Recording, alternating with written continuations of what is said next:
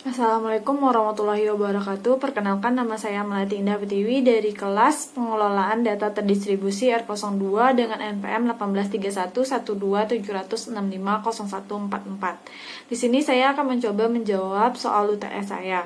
Pertanyaan yang pertama, jelaskan mengapa diterapkannya pengelolaan data terdistribusi pada suatu organisasi sangat penting.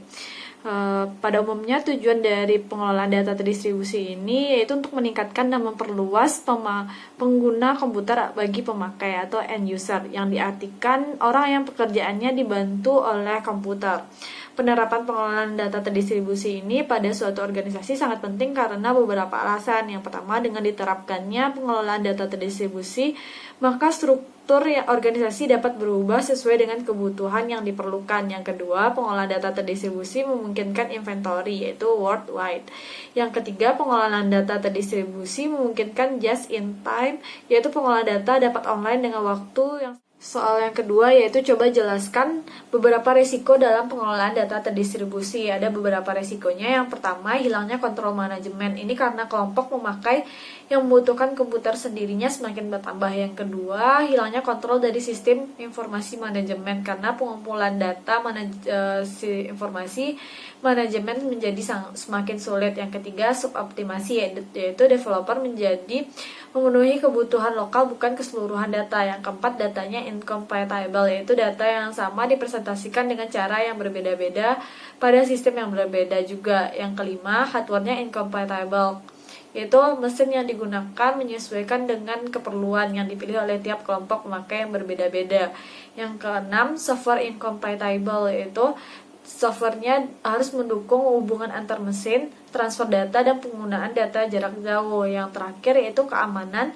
Sistem seharusnya dapat dilengkapi dengan keamanan yang baik, dan masih banyak lagi risiko. Ketiga yaitu apakah tujuan utama dari perancangan database. Ada 3 tujuan utama dari perancangan database, yaitu pertama, memenuhi informasi yang berisikan kebutuhan-kebutuhan pengguna secara khusus dan aplikasi-aplikasinya. Yang kedua, memudahkan struktur informasinya, dan yang ketiga, mendukung kebutuhan-kebutuhan pemrosesan dan beberapa objek penampilan lainnya seperti response time, processing time, dan storage spec-nya.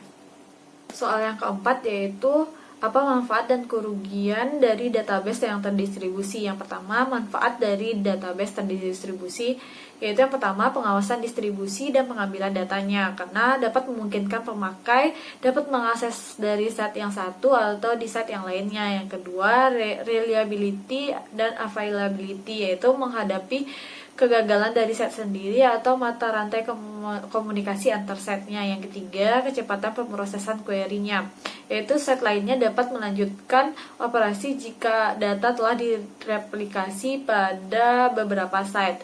Yang keempat, otonomi lokal, yaitu melatih pengawasan lokal melebihi data sendiri agar tidak bergantung pada pusat. Yang kelima, efisiensi dan fleksibelnya, karena data disimpan secara dinamik, dapat bergerak, dan dapat dihapus. Yang kedua yaitu kerugian database terdistribusi. Ada 3. Yang pertama, harga softwarenya mahal karena tingkat kesulitan sistem database ini sangat sulit. Yang kedua, kemungkinan kesalahan lebih besar karena terkadang kesalahan tidak dapat diketahui. Yang ketiga, biaya pemrosesannya sangat tinggi.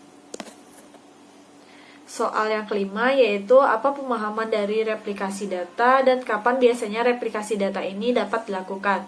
Replikasi database adalah seperangkat teknologi yang digunakan untuk menyalin dan mendistribusikan data dari satu database ke database yang lainnya.